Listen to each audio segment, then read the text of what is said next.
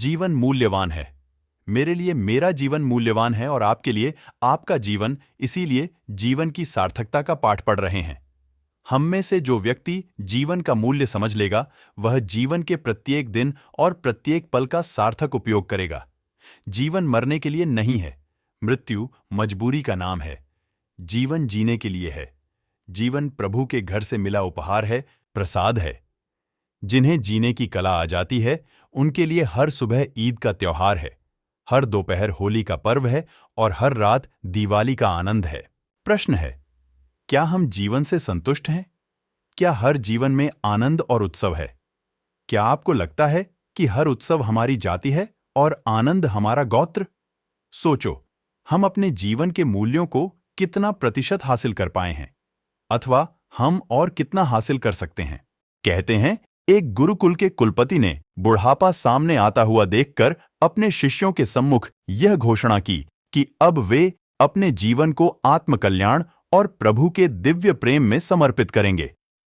गुरु ने अपनी ओर से समय और तिथि भी निर्धारित कर दी।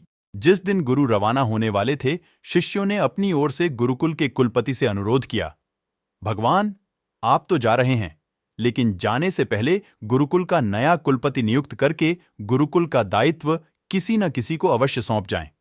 कुलपति ने कहा, यह निर्णय मैं संन्यास लेने से 5 मिनट पूर्व ही करूंगा। कुलपति संन्यास के दिन स्नान ध्यान से निवृत्त होकर बीच आंगन में आ गए।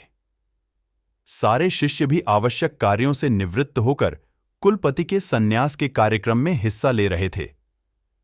सभी लोगों को इस बात का इंतजार था कि इतने सारे शिष्यों में से गुरुदेव ने जाने किसको कुलपति नियुक्त करेंगे। कुलपति ने एक नजर सारे शिष्यों को देखा और कहा, मैं नए कुलपति का निर्णय करूं, उससे पहले तुम लोगों से एक प्रश्न पूछना चाहता हूं।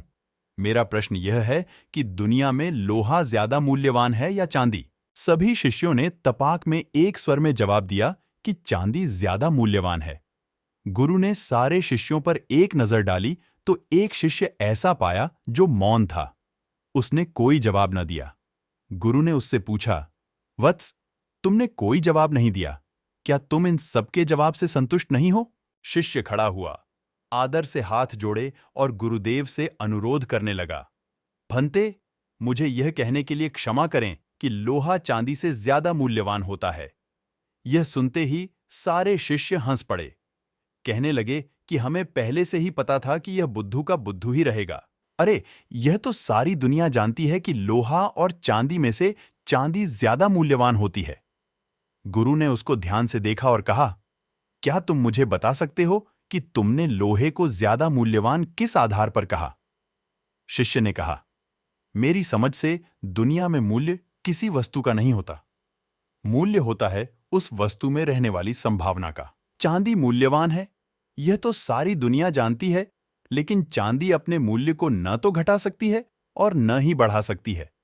पर लोहे को पारस का स्पर्श मिल जाए तो लोहा लोहा नहीं रहेगा, वह सोना बन जाएगा। गुरुदेव, मूल्य वस्तु का नहीं होता, मूल्य होता है वस्तु में रहने वाली संभावना का।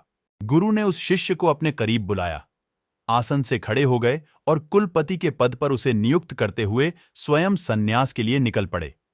हम में से आप या हम क्या हैं, मूल्य इस बात का नहीं है। मूल्य इस बात का है कि हम और आप क्या हो सकते हैं। कौन आदमी क्रोधी है वह जाने, कौन महिला कमाती है या घर में रोटी सब्जी बनाती है यह भी वह जाने। किस आदमी का कैसा स्वभाव है, कौन आदमी कितना धनी या गरीब है, ये सारी व्यवस्थाएं वह जाने। हम वर्तमान में क्या हैं, मूल्य इस बात का नहीं है। मूल्य इस बात का है कि हम अब और क्या हो सकते हैं। जहां तक आप पहुंचे वह आपका यथार्थ हुआ। हम और आगे कहां पहुंच सकते हैं, यह बात मूल्यवान हुई।